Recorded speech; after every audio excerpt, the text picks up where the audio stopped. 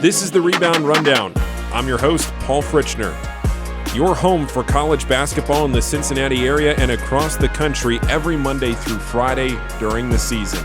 Make sure to subscribe on YouTube and wherever you get your podcasts. Great to be joined today by Rick Broering, publisher of MusketeerReport.com and Northern Kentucky's radio analyst. And today, Rick, we're going to catch up on a Crosstown Shootout. We've talked a lot about it on the rundown over the last couple of days, but we haven't talked to you, and I want to get your initial take on the game and do it in a way that we put in perspective, what this game means now for Xavier going forward, what we learned from that game, and maybe what we can take, heading into Big East play next week, and what all of this now to wrap up the non-conference. Now, of course, they have a game on Friday against Missouri State, but wrapping up the shootout, what were some of your initial takeaways and how the game played out?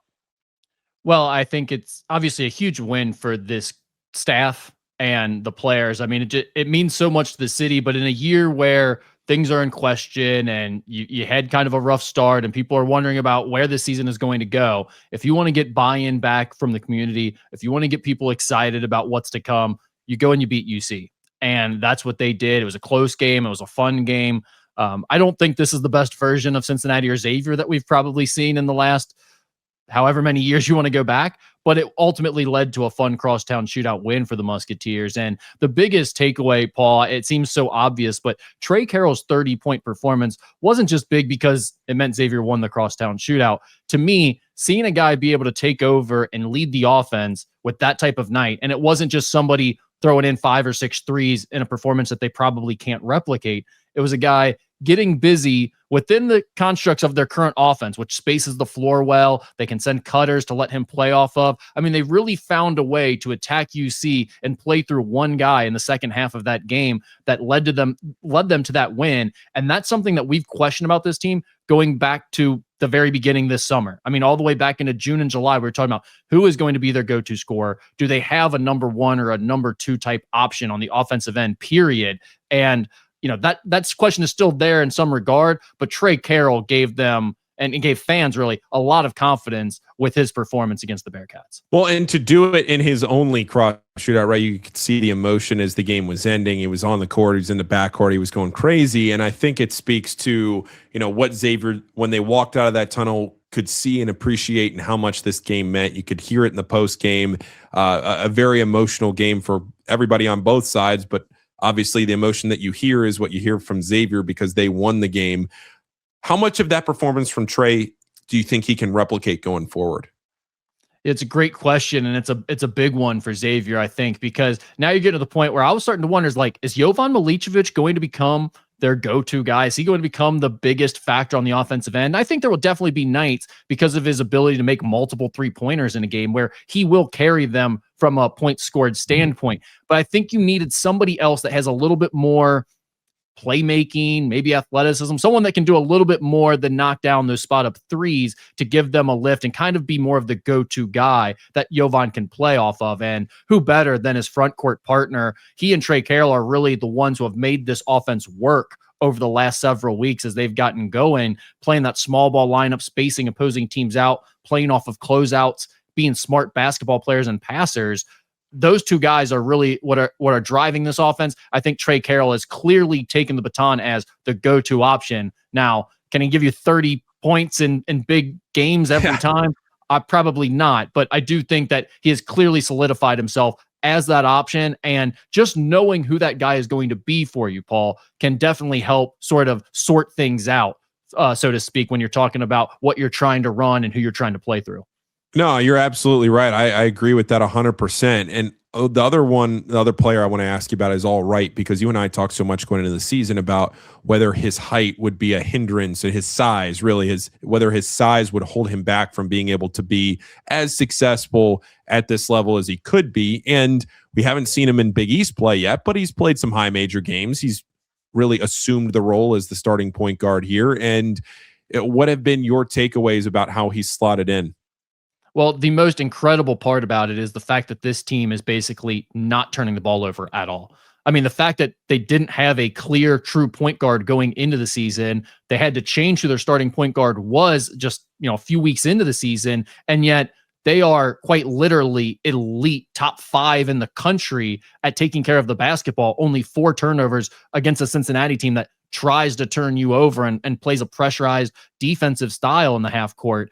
That was really impressive to me. The way that he's been able to step in and continue that ability to not turn the ball over. Now, Paul, I said from the beginning this year that it felt like it was going to be hard for Xavier to be good offensively if Allwright wasn't giving them something, whether that was off the bench or in a starting role. Felt like they needed his shooting and some of his playmaking ability on the offensive end. So the way it was looking initially, it didn't seem like they had as much confidence in him and he was going to have that type of role. But as things have gone on, it's pretty clear they need him. They need his spark offensively. So while there could still be some concerns about how he's going to hold up physically against bigger, more athletic backcourts, I think he's definitely going to be a piece of this rotation going forward without a doubt because of what he's already shown.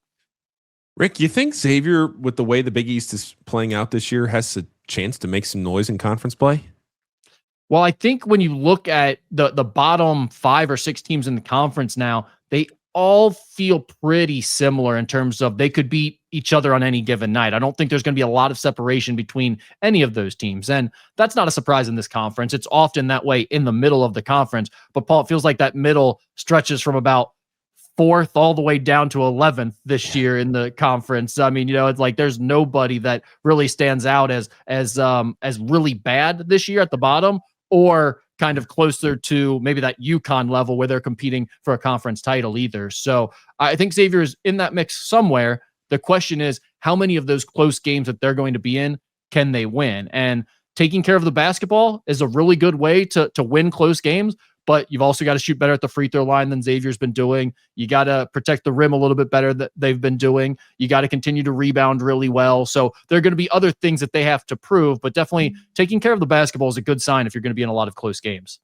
Yeah, no doubt. The assist percentage combined, it's not just that they're not turning the ball over. Like I keep saying on the show, and I know I sound like a broken record, but it's not just that they're not turning the ball over to me. It's that they're top 3 in the country in assist percentage. They're passing. It's not like they're just going down. And I know they played a lot of ISO ball with Trey Carroll in the shootout, but it's not like they're going down and exclusively playing ISO ball on every possession. And that's why they're not turning it over, because somebody's jacking up a 3 real quick into the shot clock, or they're feeding the ball into the post and then somebody's going to work. They're passing the ball to the point where they're number 3 in the country in assist percentage. So the ball is moving, and it's moving to the right place. That is crazy. It's like it doesn't happen to this rate very often. I think that point's a good point to bring back up after this game, Paul, because I will tell you, like, that assist rate is where it's at, in part because they live and die with the jump shot. At least they had for most of the season, right? They shoot so many threes, and that's such a big part of their offense that most 3-pointers you're going to get an assist off of, right? It usually comes off a catch and shoot situation. So it's not like you're driving that ball or you're creating something in the post by yourself. It's going to, and sometimes that can just be a simple pass to the wing where you're not necessarily making a great play for your teammate. So I think it was overinflated looking at that number, at least for most of the season to this point. But especially in this Cincinnati game, you really saw the passing ability, the vision of some of these guys. It wasn't then just making threes, Paul. They were doing it for cuts along the baseline and getting those reverse layups and finishes at the rim against the zone when UC switched that late in the game. So I definitely think this game really showed how skilled they are of a passing team. And I don't think it's something we've seen really from recent Xavier teams to have passers at the 3, 4, and 5 positions the way this Xavier team does is pretty unique to see. I'm not sure I'm going to have a chance to get you back on the rebound rundown before Big East play starts, which is next Wednesday. So I want to ask you your initial take on the Big East. I know I sort of asked you this a minute ago, but just from outside the Xavier perspective, right? Like just taking a look at the Big East, where it's setting up. I think it's not quite as strong as a lot of people would hope this year. And the top, you're hoping that St. John's can pick it up. UConn definitely looks like a national championship contender. But outside of that, a whole lot of winnable games for Xavier. Also some games, there'll probably be some head-scratching losses. But to me, outside of UConn, Rick, this doesn't feel like a conference where Xavier can't beat anybody. I mean, it feels like there are some winnable games in here. What's been your take on the Big East? No, I think that's just it, Paul. I think when we did our Musketeer Report preview show, I said it felt like it could be a year where the Big East is looking at only 3 NCAA tournament teams. And I mean, now we're getting to the point where, heck, it feels like it could only be two. And I think that'll obviously change. I think it'll shift. They'll start winning games against each other, and someone will kind of rise to the top as that third team. But it's hard to see 4 or 5 teams getting in from the conference right now, the way things currently look. And, when you talk about that sort of group at the bottom of the conference, and that's, again, 5, 6, 7 teams, however many you want to throw into that group, I think is probably fair this year. It really does feel like it's just going to be a ton of close games and everyone beating up on each other on any given night. So it really comes down to how many of those close games can the Xavier team win. And I don't think that they're the most talented group in the Big East, but I do think that the way that they've played, the togetherness that they've played with, and I think you brought up a great point about this a few weeks ago when we were chatting, that coachability in this current era of the sport where the transfer portal lives. I mean, look at a roster like Kentucky's, where everyone's getting paid max amount mercenary dollars from last year's transfer portal, and they can't get them to play together to save their lives. The fact that the Xavier team has come together, guys have had to accept different roles. They've had to watch their role change just a couple weeks into the season and still be a valuable piece off the bench for this group. The fact that they've been able to manage that adversity already early in the season, the job the coaching staff has done handling that, I think it gives you some real reason for optimism if you're a Xavier fan about not only how this is going to shape out the rest of the season in Big East play and whether or not they can win some of those close games,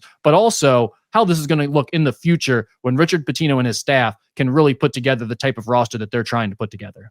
Yeah, absolutely.